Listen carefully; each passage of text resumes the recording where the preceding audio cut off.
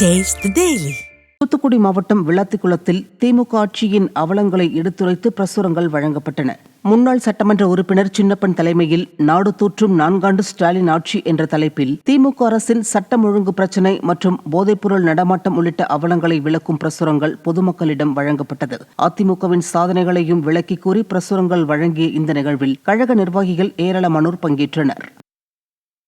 கடலூர் மாவட்டம் குமாரகுடியில் அதிமுக ஆட்சியின் சாதனைகள் அடங்கிய பிரசுரங்களை வழங்கி கழக நிர்வாகிகள் திண்ணை பிரச்சாரத்தில் ஈடுபட்டனர். கடலூர் கிழக்கு ஒன்றிய கழக செயலாளர் ஜோதி பிரகாஷ் ஏற்பாட்டிலும் மாவட்ட அம்மா பேரவை செயலாளர் கானூர் பாலசுந்தரம் தலைமையிலும் நடைபெற்ற நிகழ்ச்சியில் கடலூர் கிழக்கு மாவட்ட கழக செயலாளர் KA பாண்டியன் மற்றும் ஏராளமான கழக நிர்வாகிகள் அதிமுக ஆட்சியின் சாதனைகள் மற்றும் நிர்வாக திறனற்ற ஸ்டாலின் அரசின் அவலங்களை பொதுமக்களிடம் எடுத்து கூறி பிரசுரங்களை வழங்கினர்.